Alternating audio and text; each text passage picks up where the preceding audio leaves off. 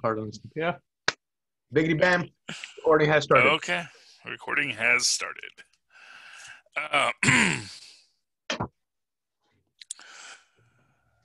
Avast me hearties, and welcome once again to Full Stream Ahead. I am your host, Charlie, the Professor Esser, and with me as always is me skinny rich friend. It's Mozz. Hey, Mozzie. Welcome back to Full Stream Ahead. Tonight's episode, The Mandalorian, Season 2, Episode 7, the penultimate episode. Take a drink. Chapter 15, The Believer. To move against the Empire, the Mandalorian needs the help of an old enemy. Rick Famuyiwa is our director. Our writers this week are, of course, Rick Famuyiwa. Sorry, Rick, you need to tell IMDb to put a pronunciation next to your name. Right. John Favreau, because he is French. And, of course, Rick gets the written by, John gets the created by, and, of course, George Lucas gets the based on Star Wars by. Okay, so this is, like I said, I've said this before, that it was sort of the,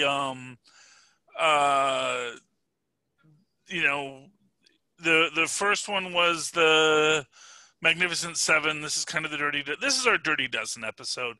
Although, for a Dirty Dozen episode, very few people die horribly. Yeah.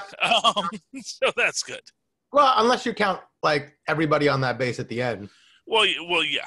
But there's no individual death and no non-stormtrooper deaths, because they die. Yeah, but to be fair, if nothing else, it wraps it all back up. And man, there's actually an interesting aspect in that, which is this idea of, okay, oh man, there is so much to unpack in this episode. Right, it's just so I can get it out there. It's my favorite episode by far so far. Oh yeah, I mean, it's always hard for me to ever pick a favorite, because it's even as a fan, it's like picking one of your kids. It's like, because I like this and this, and I like that and that, and this one really hits this part of me, and but that one, that's that part of me. For me, it becomes easier because I'm just waking up to Star Wars now. I was never really a big fan back then, and I'm a huge Bill Burr fan. And the fact that, not only that he was in it, but that he used the opportunity well. He acted well. The character was written well for him, and it all came together, and it made sense for the story. And, you were glad that he was a part of it. Yeah, well, we have not seen the last of him. Right. And they used him as a vehicle to have that conversation. Is the Empire the same as the New Republic and blah, blah, blah. The point he makes is somebody's got to be controlling somebody's. If you're over there, you're part of them. If you're here, you're part of him. Oh. And that's a conversation. That was your take. Your take. Right. I took the exact opposite. Oh, how interesting. So if I may. So by having him have that conversation, and he is forced to answer that question, we have the luxury to pontificate about it and have conversations about it. In that moment, he had to make a decision. Does he believe what he was just saying? Or does he in that moment realize, okay, this is a little bit worse than just people, ruling people. This is a little bit worse. Yes, exactly. Yeah. And that's the point. I've been having that conversation with myself throughout this whole thing. It's like, are they trying to say that, one oppressor is the same as the other oppressor? And then that forces us to have that conversation and have resolution to it by saying, no, they're quite a bit worse. And to be fair, the real debate of the entire series isn't, and this is the conceit of Star Wars. It's not, is one oppressor worse than another oppressor? Mm-hmm. It's that, is someone an oppressor and someone asking you to come along and isn't actively trying to oppress you? Right. That's the thing. This is, I mean, not to get too political, but this is essentially, what you get when you get into the whole, all the political parties are exactly the same. But it's like, well, no, one political party is saying people shouldn't vote, and one political party is saying people should. Maybe you agree that some people shouldn't vote, and to be fair, a lot of people think that. But to that level, you're right. That's a hard argument to find any nuance in. Exactly. And then the other person says, look, I don't know if everyone should vote. I don't know if they're going to make the right decisions. After all, as we saw in episode 3, this is how the Republic falls to thunderous applause, And that is always the counter argument of, ironically, the Empire. That if we just let everybody vote, they're gonna vote in oppressors like us. That is the At least with us, you don't have the hope of something better. You're comfortable with your station. Yeah, exactly. You're under the oppressive empire. You're a serf, and you're willing to work within the. You're willing to swim within the mud you've been given. Right. I'm going to oppress you, but I'll never lie to you about it. Exactly. And as we have seen historically, there are many people that are like, you know what? No, I'd prefer not to be lied to. And to be fair, my mom, who was a diehard Republican, always said, here's what I'll tell you. Everyone says, taxes are going to go up, or they're going to lower taxes, but, the only people who ever do are the Republicans. And that was actually only true in the 80s because they lowered taxes in order to restructure taxes so that taxes got lower across the board, but mostly at the top. So it was sort of one of those kind of things. That's sort of the convolution of the argument is that, you still got to actually do the job of running a government, and, it is what it is. But we're not talking about real world politics. We're talking about fun fictional politics. Right. And in this episode, so for those of you who haven't watched it, remember Mayfield? We saw him at the end of the last episode because, of course, Darian Jin, or Din Djarin, I always get that mixed up. Din Djarin needs the assistance of an Imperial to access information on how to find Moff Gideon's ship. And the only Imperial he knows is the one he just put in prison. Which is kind of fun because it's almost like a 48 hours kind of situation here, where you've got to get that, you need the criminal to help you solve the crime. So we're going to get him out of jail, we're going to work together, and this is one of the things that is great about this, because I never even realized that until just now, that, that's kind of like 48 hours, where you have to get the prisoner out of jail to help you solve the crime. Right. Which is a trope. I mean, you get the same thing in Midnight Run even at the end with this, which is like, you know what? I did what I said I was going to do, and we're just going to say we're going to call it a quint. We're going to call it quints at the end. He gets Mayfield out because he needs someone that can access him. And of course, because now that she picked up the badge, which, man, I'm sorry, the New Republic needs a bureaucracy. There needs to be an N27-3 form that someone needs to sign to get a badge. Right. Right. It's like, okay, well, everyone says you're relatively respectable. You used to be a soldier. Have a badge. Right. And with this, have all access to everything in the New Republic. Right. Maybe, it's like, wow, good thing she was trustworthy. I get it. That's maybe there was a scene beforehand where she had to sweet talk the warden. Yeah, we didn't get. Yeah. And the droid was given orders, so So I don't know. Oh yeah. Well, then, by the way, can I just say I love the use of droids in this. Well, in that first scene, because there is this. It goes to that question about the sentience of droids. And how far their sentience goes. And this was actually something I realized. I'm going to get into this a bit more next episode, but I get the feeling astromech droids actually have organic parts. Which droids are these?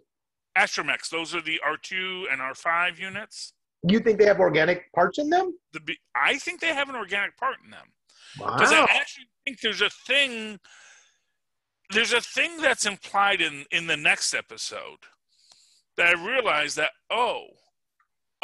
that's what they're suggesting there about because,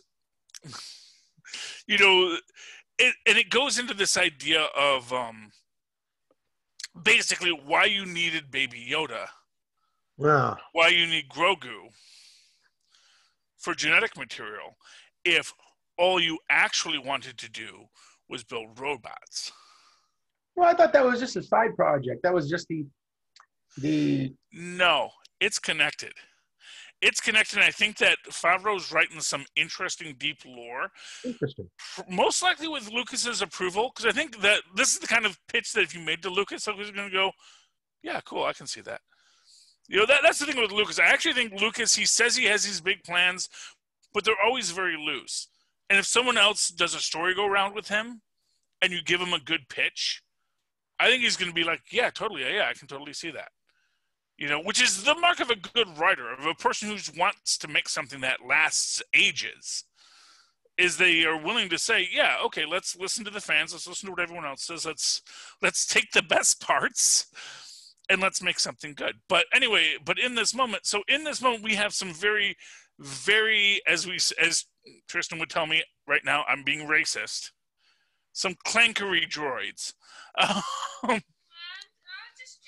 I don't know. Clanker is what they call the droids in the Clone Wars storyline, because they are, they're robots and they are very much inorganic and very structured in how they behave. So my take on the guard robots is that they're designed to be the least humanoid of all the robots, that they are put there to essentially follow orders, so that there's no nuance to their interactions. It's like, they're like Ed 209. You have 5 seconds to comply, you have 4 seconds to comply, and that is the structure that they're based on. Now, we've seen many other droids that are not like that, that have much more complex programming. But I think that when it comes to the idea of a guard robot, you want them to have no subtlety. So like C-3PO R2-D2 was a guard robot? No, R2-D2 was not. Oh, okay. R2-D2 was an astromech. Right. So then, but you're saying the guard robots are not humanoid? They're not. No, the guard robot we see, the guard droid we see, has no. They only responded. They almost sound like a Teddy Ruxpin, where they have pre-recorded words, no influxation, and I don't think they are. I think they're designed to not have that deeper inner life. I think this gets to the essential problem with basic robot rebellion questions, which is that when you have, it's like you can make a robot that doesn't know it's aware. You can make a robot that you can make an artificially intelligent robot that can do a lot of things, but just knows to do its things. And it can adapt in the sense of, this is how I deal with this thing and this is how I deal with that thing. And to be fair, that's sort of what people wanted with that, with the ultimate robot Death Trooper, as we'll see in the next episode. But oh, Tristan, yeah, okay. Tristan, what is your question? Loudly. I don't think robots can feel pain, but I think you do that by giving them a program where, let's say, if you yell at them, they feel negative emotions. Well, yeah, that's the idea, and it's about how complex you want to program that negative feeling. And because, for what it's worth, that is the sensory observation, is that do you want to make the robot have, or the droid, because they're not robots, they're droids, how much do you want the droid to interact with its environment and be affected by its environment? And the thing about a prison guard robot is you don't want him to really be affected by his environment at all. You want him to basically be able to see a being, know that is being, 11793224, and make sure 1975324 does the thing that 1975324 is supposed to do. And hopefully not die while it's doing it. That is the goal of that guard robot. So that guard robot doesn't question anything. So when our jumper shows up, it's just like, okay, these are the orders. You are going over here. This is what we're doing. There's no debate. There's no questioning. There's no, why do you want this guy? As we see when Mayfield comes along, it's like, well, what do I get? So I do this and I go free. It's like, no, you get a better view. But hey, yeah, he's pretty terrible, right? That's the thing. And of course, within this, this is where we get the idea of what we're really talking about. Because of course we go to the other planet, and I found it interesting because condensing of some plot lines here. They go there, they have this very unstable thing they have to transport, which again is a great little classic trope. I actually just saw it on Have Gun Will Travel it the other day. Where basically you have to travel a highly volatile substance across a rough terrain to another place and not have it blow up before it gets there. You do this with nitroglycerin. There's a great Bogart movie about that. I forget what it's called, but yeah, basically it's the idea, and it's your classic suspense. Right. So, although that's just done for a small bit of this, but it is what we're getting at here. Basically, this planet has been chosen for Imperial domination because it has this element. Iridium or something like that? It was, yeah. I don't think it was a real element. Right, but I'm just what they called it. Yeah. It was. They called it something that explosive MacGuffinium. Is an element? Yeah. Oh, okay. For maybe it wasn't. Yeah. Iridium is actually an element. Yeah. So I don't think they said it was iridium. I'm sure they said it was like, or radium or something like that. Yeah. But basically it's meant to give, and iridium, for what it's worth, I'm sure is somewhat volatile, as is radium. I'm sure it was a word that was chosen so that it would sound to your ear like, yeah, that does sound like a dangerous stuff you're pulling out of the ground there. Like unobtainium. Yes. Well, no, unobtainium sounds like upsidasium, quite frankly. Right, exactly. It's ridiculous. I can't believe they went with that. It's insane. Yeah, I didn't write that film. I didn't write any of these films. But in this one, so that's the idea. So they realize that they basically are hauling these trucks into the base for processing. They realize they have to get into the base. Mayfield, of course, is going to go on it, but then he basically says, listen, the jumper can't go because they're going to scan you once you're in there. And if you show up on a Republic database, they're going to know who you are. And, because it's run by basically the KGB of the Empire. And they're just trying to see if you have a record. Yeah, exactly. Yeah. Well, if you have a record with the Empire, or you have a record with the New Republic, right. And obviously, if you were in the rebellion, you're gonna flash, Right. And she was in the rebellion, so you actually have this thing, and of course, I love Boba Fett's thing is like, yeah, I think they might let's just say they might recognize my face, right? They might have seen it before, Hey, it is what it is. So Mando has to do it.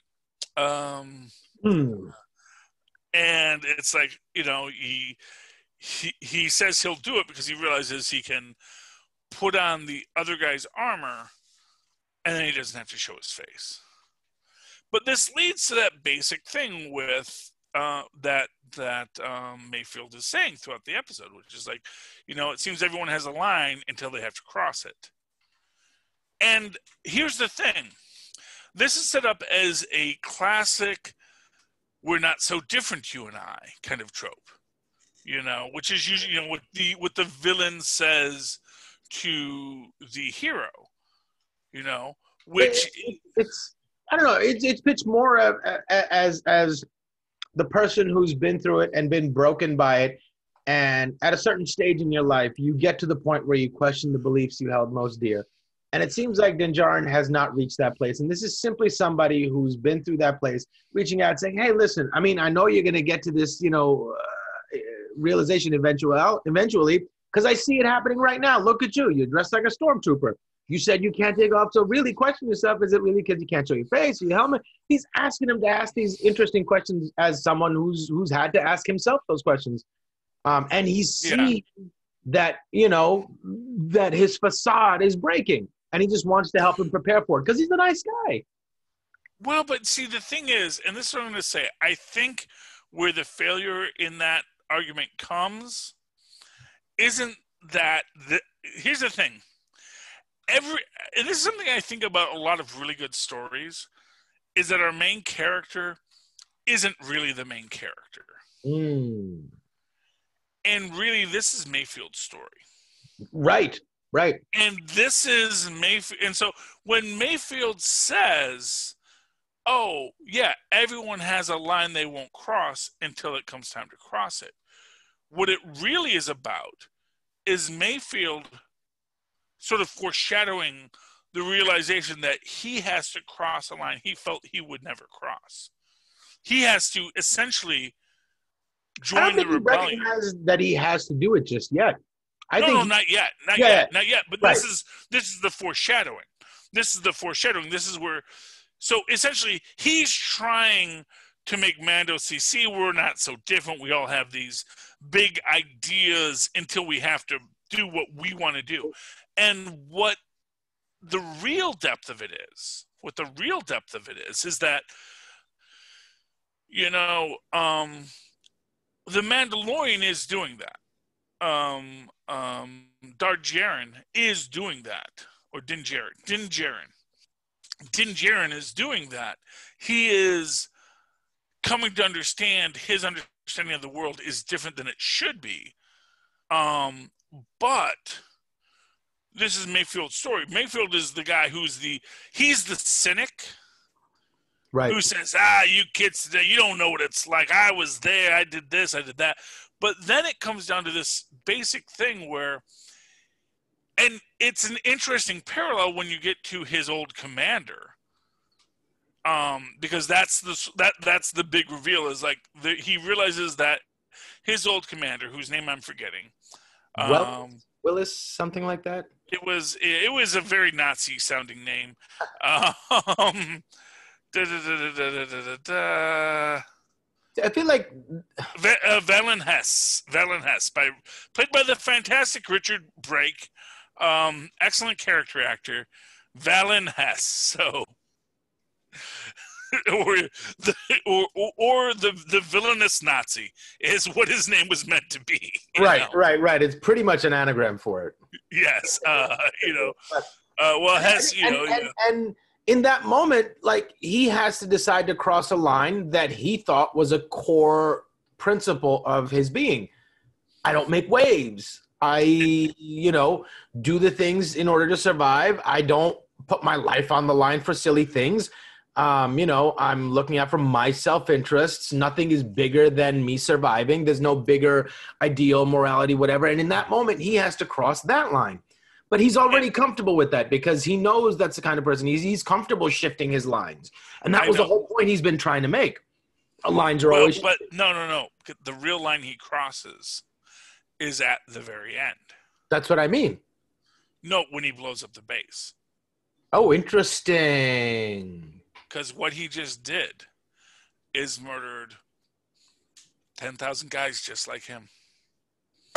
See, I did not even think about that, but yeah, every soldier that was just a guy like him Just another mook in a stormtrooper suit. Right. And you establish it. He And this does is the thing. Valen Hess did. That Exactly. He killed him for the glory of the Empire, or just because the Empire can't be allowed to rise again. No, but yeah. That's the thing. That's the idea. It's like, I was cool with you guys until you said it out loud. And this goes back to that thing I always say about the boys, when Stormfront says, "Oh, people just don't like the word Nazi," it's like, yes, because we know what Nazis are.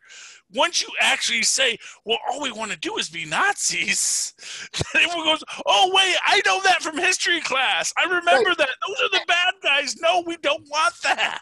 And it's only a delaying of the same eventual outcome, because eventually you'll ruin another word, and then you'll have to find a new word to hide behind, and then you'll ruin that word. But the fact of the matter, well, first off, I don't think that. Here's the thing: I don't think those words really get ruined as easily as people say.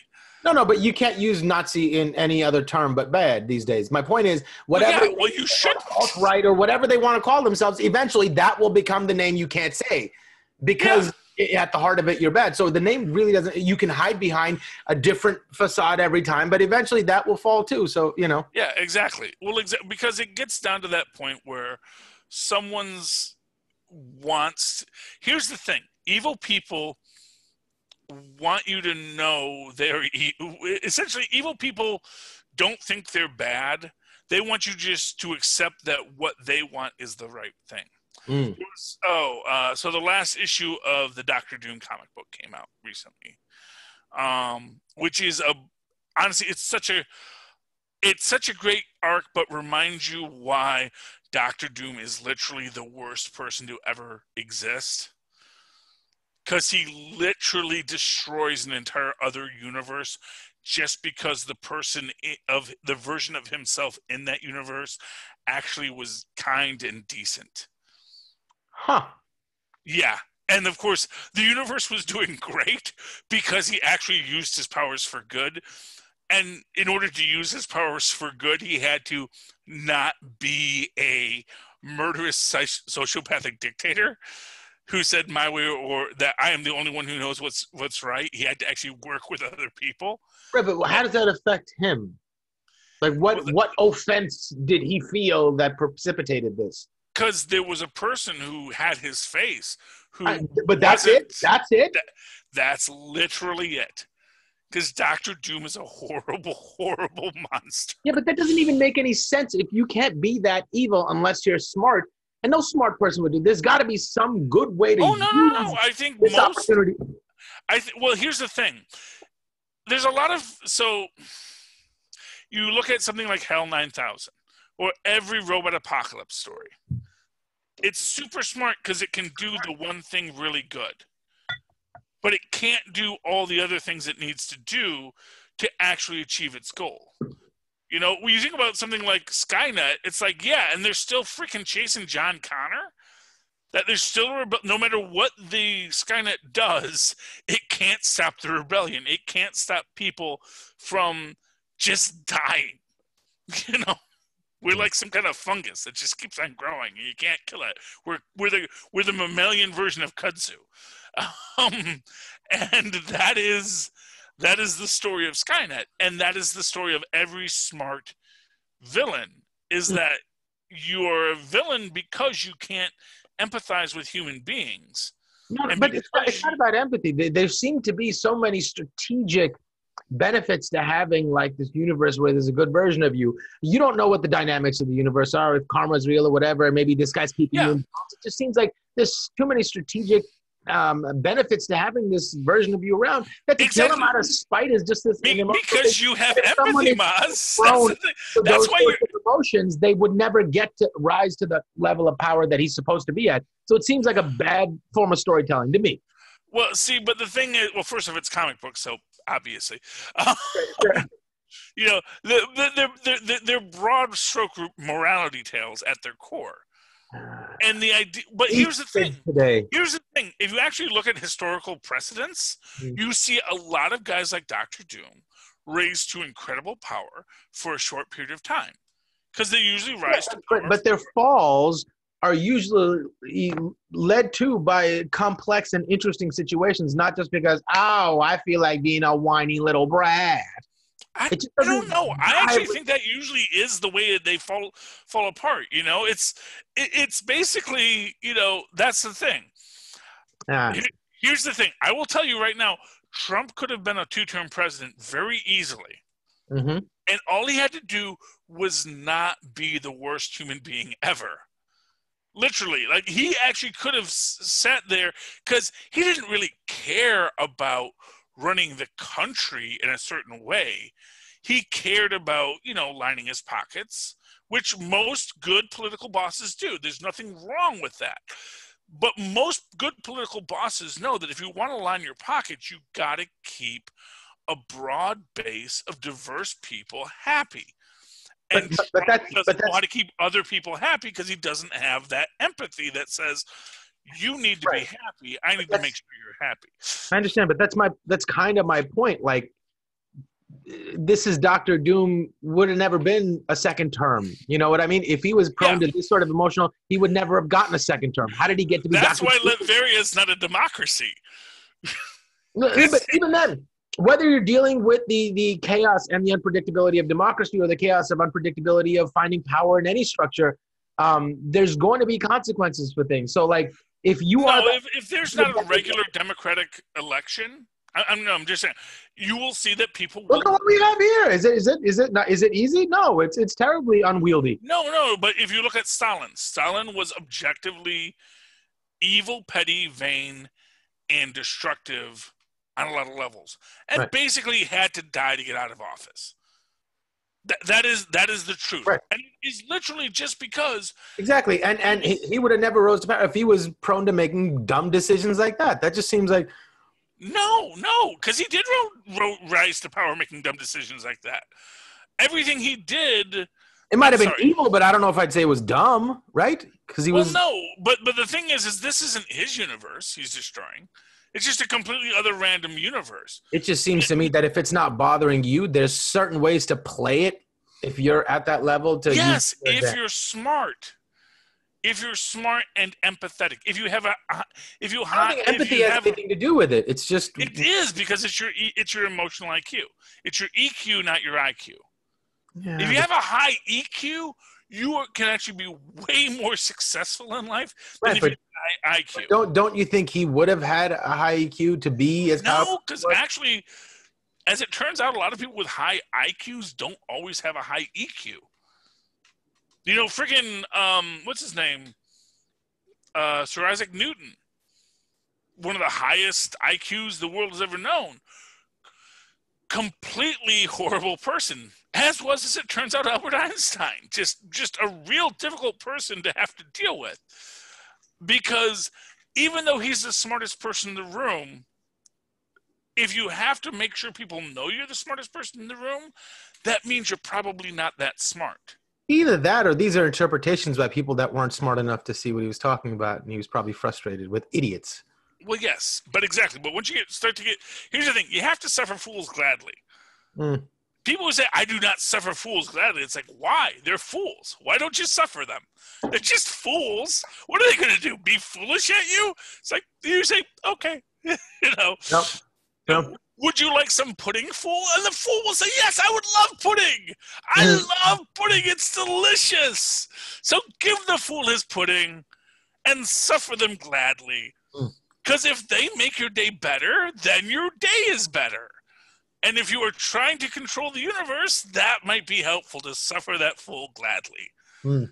Because if Doom had suffered the good Doom from the perfect Marvel universe where everybody's working together and advancing technology and society exponentially, maybe you could have said, hey, you want to help out your bro over here in 616? Yeah, we have a hard time getting along. Everyone always remembers all the bad things I did.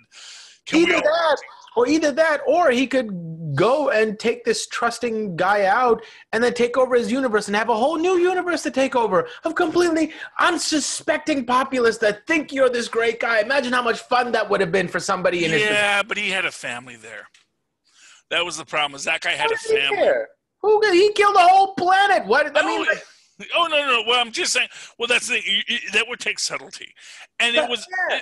And the thing you can't get to be a bad guy at that level making we're dumb talking about decisions. the Mandalorian, but we're having this great time. I don't want to stop. But the thing about this book is, and this is the thing about Dr. Doom in this, it wasn't that this Doom existed.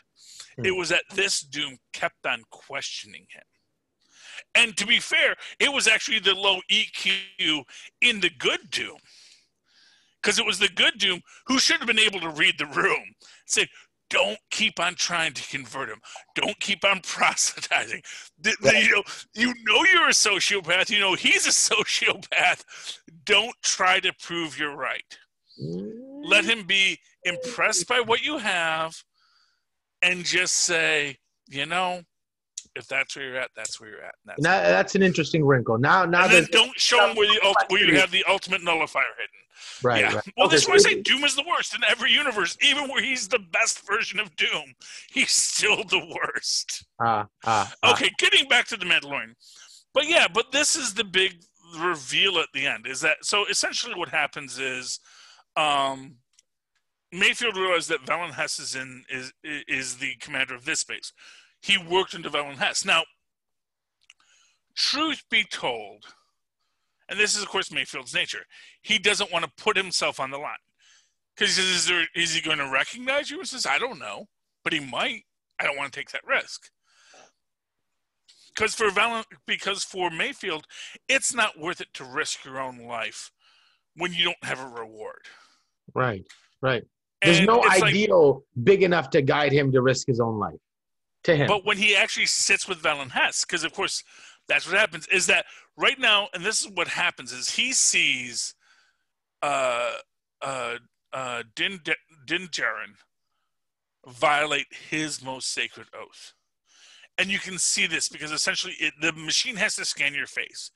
And for what it's worth, of course, man, that's just weird that it's not looking for who you are, it's just making sure you're not someone you're not supposed to be here. And if it doesn't know who you are, it's like, well, I guess you're just a new recruit. Right. But to be fair, given that this... But that's how the police work. They print you, or, they take your ID. If you don't have a warrant, nothing, are you good to go? Right? They're not, so... I mean, yeah, well, the difference is that basically it's bad internet security. Right. I wish we had like NordVPN sponsoring us because that would be a great lead-in to show how this is. We don't have any sponsors like those guys, so F them. Never use NordVPN because they're not a sponsor. I know. Anyway, but the point is that it's just looking to see if you're someone it doesn't want to have as a part of the story. But if you're okay, then it doesn't care who's accessing it. So he accesses, he gets the information, and he takes the helmet off. And in that moment, you're like, okay, he's saying, no living thing can see me. And it's always that spreading out what is the law? Does the law say this or does the law say that? And, if you think about, any legalistic religion like Judaism, Islam is, even Catholicism, there is this idea of, okay, there are canon lawyers, and we're going to say, what does the law actually say? And what does it mean? And what does it mean? And it's going to be like 4 different opinions, no matter who you ask. And right, because they're not really looking to find out what it means. They're looking to find out how I can possibly interpret this. Well, they're looking, to the benefit of some end. That's what they're looking to do. I mean, truth isn't their intent. Their intent is, how can my truth fit in the little spaces in between? Or the counter argument, as a religious person, I will say, or the argument is, it's about looking beyond the letter of the laws written. Oh, no. There's certainly intentions that go in that direction, but then there's intentions that go in the other direction. Oh, exactly. Well, of course.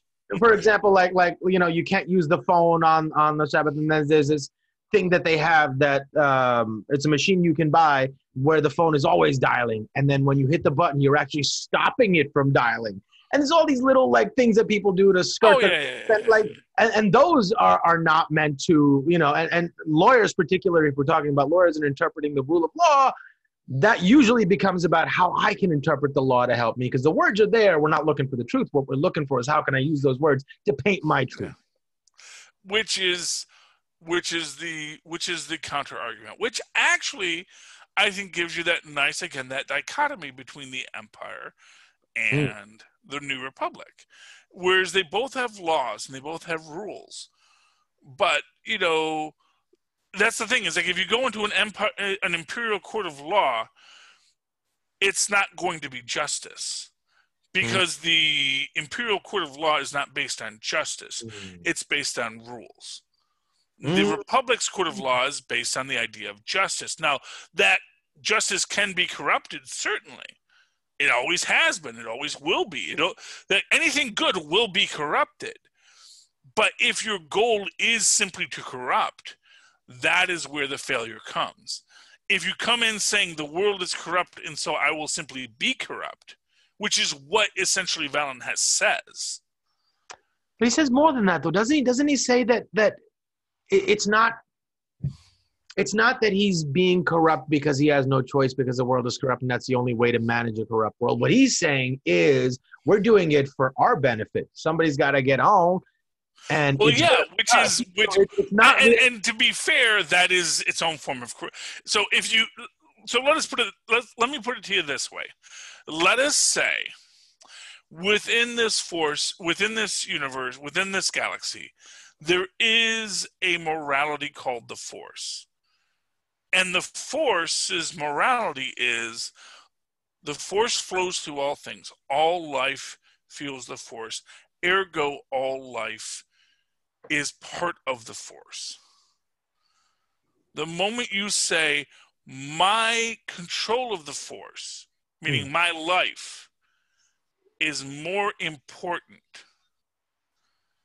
than all other lives, and then to say, my life as a part of a single pyramidal top life, meaning the Emperor, is more important, even as an esoteric concept, is more important than all other life. You are in a place where you are not honoring that Force. You are not honoring the existence of life. And that is the idea, is that if you are part of the Force and you are with the Force, then you must recognize the value of all of these beings. But can't the Force be interpreted by the dark side as well? Isn't that just a different... Well, the dark side, but that's the thing. There's not really a dark side and a light side of the Force. No, that's what I mean. It's not, the Force isn't a morality. It's just something that's there. Can it not be used in dark ways as well? Does that make it a morality, or does it make it just an element to be used by us? And morality is a concept that only... So when you talk about the light side and the dark side, what you're talking about is the 7 virtues and the 7 deadly sins, which was essentially a shorthand about what was a sin in medieval Europe. And so essentially what it is, everyone says, because say, hey, here's Christianity, go be good. So, okay, how do we do that? Exactly. So what they're saying is the Force isn't inherently good. No, the Force is inherently, so Force, good and evil are our concepts. Our concepts, yes. But when you talk about what the Force, what the connection of all things are, there are things that are going to fall on the side of betterment for living things and worsening for living things. So when you look at something like the 7 deadly sins, you'll look at gluttony. Now, does that mean that every time you have a good meal, you're being sinful? No. But if you make your entire purpose to simply eat a good meal, or take more than you need. I think that's the metaphor. Well, yeah, right? That's an aspect too. It's like, you look at Augustus Gloop. It's, that he takes from others. He eats and he eats and he eats. Although that's always a question about what it's really saying. I think mostly Roald Dahl doesn't like fat kids. Probably because he was a fat kid himself, but No, because it's indicative of an indulgent nature that is not taking into account the things around you and only focusing it on selfish things. That's what it points to, and and exactly that's the idea. If you are going to be this being that it is not, so being a glutton isn't sinful. Gluttony is a deadly sin, meaning it is a sin that can lead you towards death of your soul. And likewise, the virtues, which, I think are purity and piety and yada, yada, yada, they are things that can lead you towards a virtuous life. But in fact, if they are taken to excess, will make you into one of these Bible thumpers who says, let's kill the whatever who's. Because I've decided they're not godly enough. And it's like, well, clearly that's not what was being said. You're just supposed to do this other thing and find a balance. As we say, the whole point is to find the balance in the force. And I think most people are mistaken about the fact that you have to help the world find balance. You have no responsibility to do that. Your only responsibility is to find balance within yourself. If you can find everything else to be all right, don't worry about all these other things. Just find balance in yourself. I think that's the real lesson that nobody is seeing, nor the Jedis, nor the because like even the destructive part of nature has a purpose. You know what I mean? Forest fires come out, wipe out land so new trees can grow, yada yada, this sort of thing. Mass die-offs happen so other things can come and take their place. It's a natural part of life. So if we are here saying that, the empire is taking over and that's an unnatural quote unquote thing that we need to rectify, maybe that's arrogant as well. Well, here's what I'll say. The empire, so here's what I will say. The average person most likely embraces balance. Here's what I'll say. The Hutts probably embrace balance more than any other species in the galaxy, with possibly maybe the Tridactyls. And you see this with Jabba's interaction with Han, where he cuts Han all kinds of slack. Because he knows Han is a person. He's not trying to hurt Jabba. He's not trying to hurt anybody. He just wants to keep himself safe, keep other people safe. And he knows that, because if you go back to that first episode 1, the whole thing is he dumped weapons. Who is Han bringing weapons to? He's bringing weapons to the rebellion. Because that's the only other market for weapons. When you think about it, it's like there's a market for weapons. Who needs weapons? The Empire and the Rebellion. These are the two forces that need weapons. So probably some gangsters here and there, but let's be honest. The big people buying weapons right now are the Rebellion and the Empire. The Empire, you don't need to drop the weapons you're bringing to the Empire. So when he dumps the weapons, it's because, which is what gets Jabba upset, because he disrupted the flow of trade.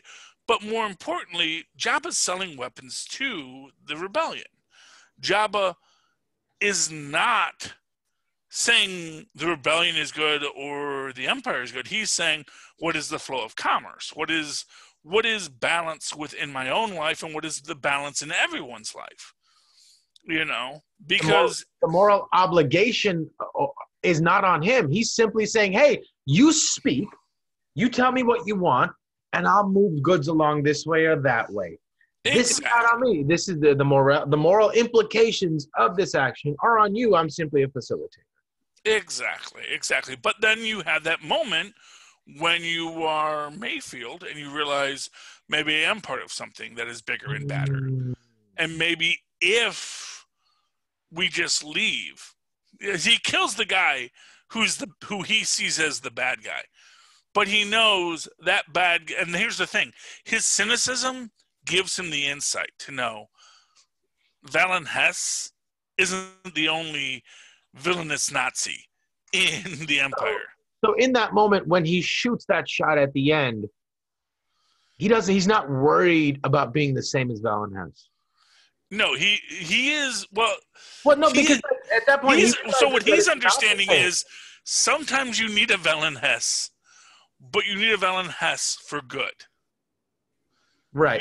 So, in the end, when he makes the decision that, there is a good side and a bad side, that it's not the same. That's the point. So it's like when he's doing that, he's not doing it for self-aggrandizement. He's not doing it for the empire. He's doing it for the right reasons. He's doing it to save people. He's doing it for the right reasons.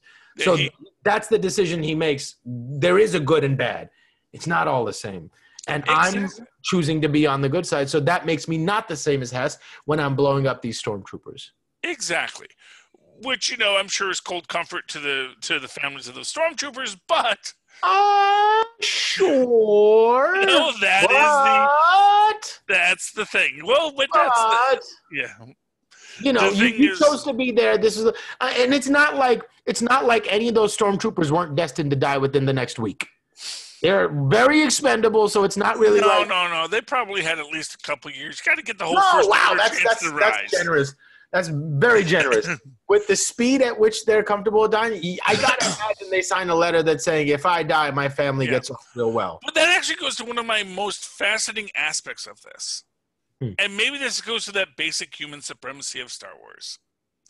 When they go through the village, and this is like an afterthought. When they go through the village and you get to see these people, they're just being oppressed, doesn't matter who's in charge, yada, yada. Those are all humanoids. But what they call the pirates, who are not pirates, they're clearly people trying to blow up the stuff. Those are all clearly, I'm guessing, native aliens. Because no group of aliens would be this committed to because it's not even like they're stealing this stuff. Right. Like, I could give they were stealing it. Like I could give. Right. Their goal was to blow it up. They're trying to make it too costly for the Empire to continue to occupy this planet. It was also interesting that there were no humans in that group, obviously because we had to kill them, and so we don't want to be killing the good guys we don't want to be killing humans after we're saved by the stormtroopers. Yeah. But it is an interesting dichotomy they made visually. Because what they had was they had a group of, I'm guessing, indigenous beings from this planet who are really waging this war. I'm guessing those humans are probably the humans that were brought here colonially and impressed into the mines. Oh, wow. So what's interesting is we're sitting there thinking these humans are oppressed, but maybe they're part of the oppressors too. To these, what they are is they're the settlers. Right, they're the people. Is there a big difference to the natives? To the natives, no, but to the settlers, certainly, because as a settler, and you go back to Frog Lady, I don't mean to interrupt you. No. I'm just frustrated because it always ends up becoming a thing about degrees. Well, because everything's degrees. That's the thing about balance. It's not F or it's not 0 or 1. It's a lot of different levels. And how does it flow as the river relative? It's like, even though they are in a position where they're oppressing, it's like they have a plight as well. Everyone has a plight. Well, of course, everyone has a plight because it's a galaxy where people are trying to control it. And if you have people trying to control things, it's always going to be difficult, rather than letting things flow. The human settlers, it's not even almost all their fault, I guess. But it's absolutely not their fault. Probably they settled, and they probably had a relatively peaceful existence with the natives. And that's an interesting point, because you don't see the natives bombing these shantytown little settlements of humans. No, of course not, because honestly, for all we know, the and I don't want to call them aliens, the natives are were probably mining this stuff beforehand. It was probably a hub of this stuff. But the fact of the matter is, because you have a human-centric empire, they're going to want humanoids. Well, of course, they're all humanoids, but you're going to want mammalian humans doing your work, because at least because then you can exploit the racism. It's sort of why why the Irish were miners. It's like, well, if we get the Irish, then we know they won't at least steal the coal. Well, they might steal the coal, but at least we can control them, because we can say, right. Not that guy. You have a built-in narrative that you can use to control these people. Exactly. Well, this is the thing. And this is what the problem with the Empire is. As much as they may say they bring order, what they actually bring is oppression. Mm. Oppression is not the same as order. Mm. Oppression is, There's some everyone markers, is guilty. statistically speaking, that they will affect the same way, but you're ignoring all the other markers. Exactly. And this, I think, is the glory. Why The Mandalorian has really brought all of Star Wars into relief for the mass audience. I'm sure many writers did this long before in all of the novels and comics and things. But right now, for everyone that doesn't read, like me, Or doesn't read Star Wars, like me. or doesn't read that thing. Yeah, exactly. If all I know is the movies, then I probably have a skewed view. But The Mandalorian is giving us this. And then when Mayfield blows it up, he decides that sometimes you have to blow up a Death Star. Not because every person on the Death Star is deserving of death, but because they're working towards something that is going to hurt people. Right. And you're silently implicit in it. You're silently complicit in it. And so, it's like you kind of know what you signed up for. Exactly. And even though, like, once you're in that position, you go, what do you want me to do to try to stop the Death Star once it's starting to fire? They're going to kill me. No.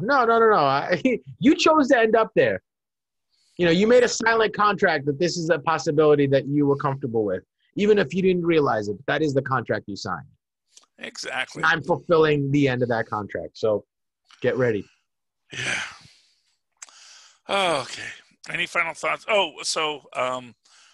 Final thought is that, very sad that Mayfield clearly died in that attack on the refinery, huh? Terrible. He was a good rock breaker. Yeah. Terrible business that. Terrible business that. Yeah. This is why I say, we haven't seen the last of Mayfield. Yeah. So I want to see what more of Mayfield is. I want to see, now that he made his own decision. And he really kind of picked a side that he never thought he would ever pick.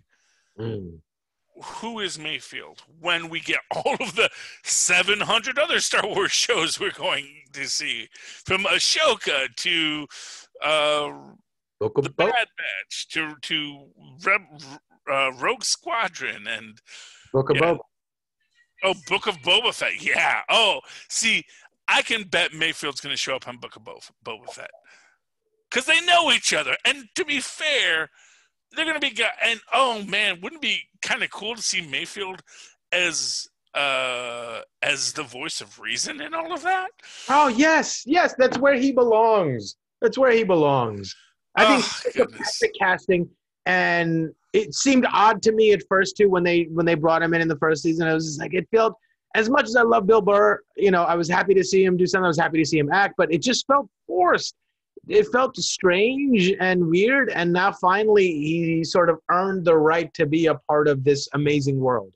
Yeah, and I mean, honestly, I have to say, sometimes it feels weird, like the people at Disney are just like really writing like 10 moves ahead of everybody when it comes to storytelling. It's like, no, we totally had to, which is. It's also weird because that's sort of how George Lucas sometimes feels. Because that George Lucas didn't write all 9 episodes at once.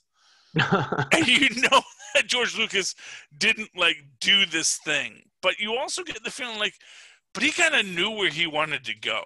Right. And you definitely feel like, they said, no, we're going to do this because we have a plan for this, which is actually interesting. Or not. Maybe not necessarily a plan, but knowing what the right decision is. When being presented with a choice, being smart enough to see the implications of each and being like, no, I think we should go this way. Maybe it doesn't have to be an overarching plan that he saw from the beginning, but have the foresight in every fork in the road to know which the right one was. Yeah, and along those lines, you have you have, I don't know if you've seen the behind the scenes Mandalorian season 2. But it's a really good documentary to watch. And they have a thing where Dave Filoni, when he talks to Katie Sackhoff, and says, yeah, just so you know, this will probably be live action at some point. or actually says, well, this might be the first before we go to a live action version of this character. So he just told keep her that in that mind. back when he was doing the animated series? Yep. Wow. At least that's what she says. So, Wow. Yeah, because you know what? It's people who get involved in this juggernaut tend to think, you know what? It's sort of like, well, this could go on, so I should probably start planning for the future. Yeah. If you're going to just do it all in the one episode and say, no, we're done, aren't we? It's like, no, man, there's going to be more. This ain't Pixar. This is freaking, Pixar can do like enclosed stories, but like if you're in Star Wars, if you're in Marvel, you should be thinking ahead because someone's going to go ahead anyway.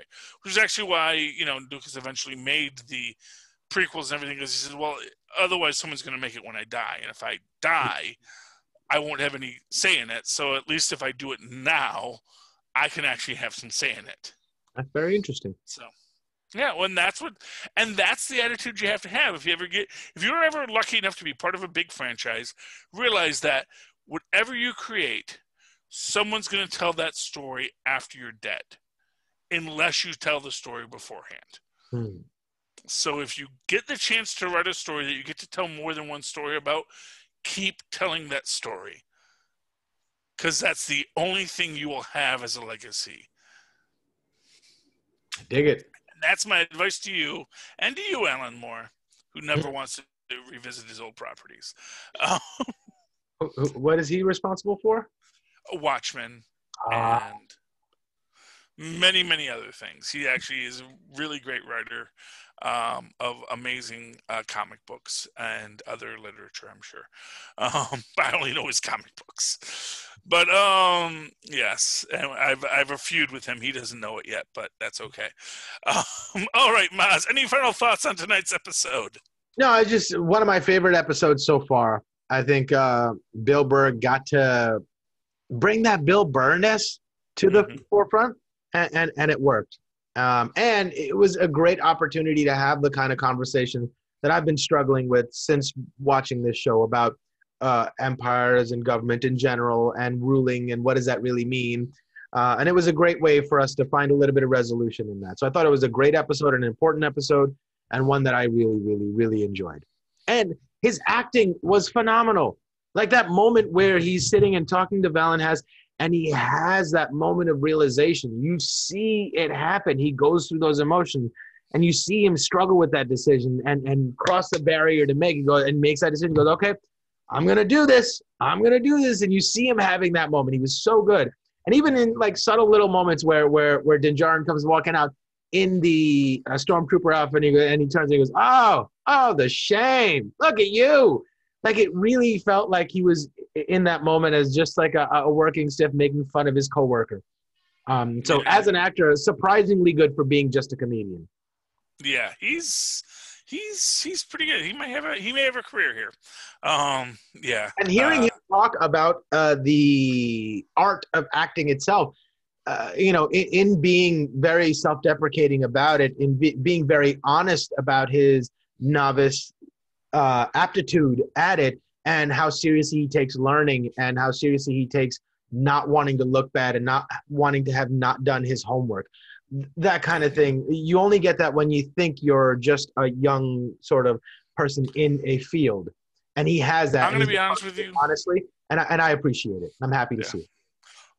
Every good actor I've ever seen says that about themselves. Like, as I always say, to me, I can't say this, and maybe that means I'm not a good actor, but the fact that I do love to watch myself on film. Every actor who says, no, I can't stand to watch myself on film. It's like, I get it. It's like, well, that's very impressive. But like to me, I even love my bad performances. It's right. Like, no, but I love me because I'm me and I'm cool. Right. But, a lot of people. I can be critical, but I can still appreciate it. Yeah, but, that's the thing. I think a good sense of self-deprecation, the best tool you can have as an actor, is just realize you're not that good at this. And that's actually going to give you this, but that's going to give you the sense to be a human, because you know what, as every human isn't that good at this. Yeah. And that's the key to acting. And the other thing I heard him say was like somebody was sort of telling him how well he was doing as an actor, and he sort of brushed it off. He goes, listen, like the people who are like these character actors that can be somebody else, those are the ones that are the really good actors. I'm just really playing a version of myself in every scene. I'm just playing a version of myself. But in that way, he's connecting with how he would honestly react in an emotion. And he's using that relevance to bring it to the scene. So it's not like a prescribed thing. This is how you're supposed to act, so you pretend to act that way. He's really going through the work of the emotional steps you take to get to a decision. And that is a really interesting thing that he's finding that moment. And it's because he doesn't think he's that good, that he's doing the work to be that good. And that's really, really awesome. And the truth is that every character actor, that's exactly what they do too. They just are good with accents. Interesting. If you're good with accents, then you can be a character actor and you can work forever. But really, that's the main difference. But in the same, every actor is just a version of himself. It's just whether or not you can do accents. Right. And he thinks Edward Norton, he's good at accents, but he's really just a version of himself. Yeah, he just can't get rid of that Boston accent. No, actually, I think Edward Norton does. No. I was talking about Bill Burr. He's just Bill Burr, yeah. He can't get rid of that Boston accent, so he has to pretend to be himself. Neither can Ben Affleck, but he's doing okay. It's you just gotta find or Arnold Schwarzenegger. You just gotta find a lot of. Says, do you need a guy with an Austrian accent? Because I can do that. Yeah. And you know what? People say, do it. Do the Austrian accent. We'll go for it, and it works. Mozz, I got to say, I do notice that you don't wear headphones during these, and maybe it's because you don't have the best quality headphones. No. When you do these shows, which you could get if you just go over to tweakedaudio.com, use the coupon code Southgate, and get a discount on some really high quality audio equipment for your ears. However, if that's not your best use of your time, you can always go over to hunterkiller.com and get your brain stimulated by what is essentially an escape room delivered to your house, where you get a bunch of clues delivered, and you have to help the character. We hope she's not a real person, because that would be sad, because there's a lot of murders going on. But you can help Michelle Gray solve a cold case. And again, you can use the coupon code Southgate on checkout and get a discount on that as well. Likewise, if none of that interests you, you can always go down to our show notes, click on the Amazon link, go to Amazon.com, buy almost anything in the world you want, because it's Amazon. And it's going to cost you nothing. It helps out the show, and that's always a good thing. And while you're there, you can check out Pod Life, the book, a book written by members of the Southgate Media Group family, at least they were at the time of the writing, and learn about podcasting. It's available in both a Kindle download and a hard copy book, which is always nice.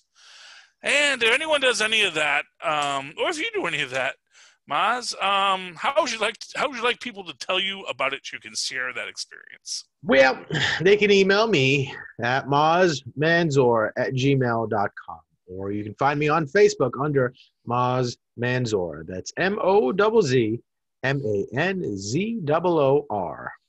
And, of course, you can always write to me in that old-fashioned email way that Mozz and Paz once did at superconnectivityblog@gmail.com. That's superconnectivityblog, all one word, at gmail.com. And of course, follow me on the Twitter as I live tweet when it comes back sometime next year, I'm sure, on Monday nights at 7 p.m. DuckTales, woohoo, the final season. Nope, it's not over yet. It's the final season, but it's not over yet. At Charlie Esser, that's CharlieEsser. Look for the two E's in the middle. For quality. Bing. Thank you, Mozz. All right, ladies and gentlemen. All right, me hearties. Thank you once again for joining us for Super Connectivity. No, that's not the show we're on right now. Thank you once again for joining us on Full Stream Ahead. Arg. I forgot what show he was on. Well, that's the best of us. Okay, Mozz. We'll stop this. Do you want to do the next one? Can we do it another day? Yeah, we can do it another day. Just email the link to yes. Mainfil. Okay. Oh, yeah. Obviously, everything was fine. You got it last time. Everything was cool, right? Yeah, I got it fine. He got it fine. So yeah, just All right, I'll send it the same way again. no problem. Right on. All right. All right, Charlie. Thank you, Have a Maz. great I'll night, talk man. to you. Let me know when you can next do this. Oh, by yeah. the way, Yes. so it was suggested what we can do for the next round is when WandaVision shows up on January 15th. We should do essentially this. That we should make that our next show. Yes. And we should do 2 intros. So we'll do one for Enough Said, and one for Full Stream Ahead. So basically, it'll be the same show, but it's going to be broadcast on both the Capes and Lunatics and the Southgate Media Group network. I dig it. And we'll just do 2 intros and 2 outros, and then we'll do the show. Do you think? I think we ought to do it as the show airs. Yes, exactly. No, yeah, what I mean is like to do one episode before the next one airs, to record it, and post it before the next one airs. That would be the plan. So then when the first one comes out, we'll have to get on it, and we'll do one show. Right now we have a backlog. So I know, but it seems like we'd get so much more traction if it was out as the episode comes out, you know? Oh, well, we can't do that because we don't have previews. No. It's not dropping all at once, is it? Well, no, but I'm saying, like, so the first episode will come out. Right. We'll both watch it. Right. And then we have to record it. Right. Is it possible to do that within, like, 2 days of it airing? It's always possible for me to do it. Maz, is it possible for you to do it? Yeah, no, I'd like to. I'll make it work if we can do that. If we can do that, if we can, so long as it is dropping week to week, if it can drop on a Thursday and we can do it on a Saturday, that would be great. Yeah. I'd like to do that. I would love to do that, Maz. Let's make that happen. If it comes that week, because it just would be so much better if we did it that week. Okay, so then we will do that. Right on.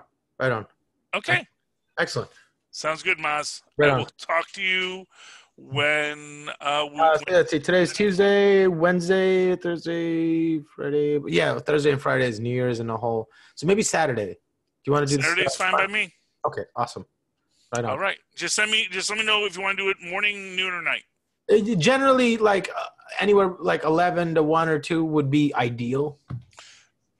Maz? Unless you want to do it later, I can do it later too. No. What I'm saying is pick a time, and that's when we do it. So let's do noon. Noon is noon on Saturday. Final episode. Yes. Perfect day. I'll talk to you Saturday. Dig it, dog. Have a great night, man. Thank you. You too, man. Bye.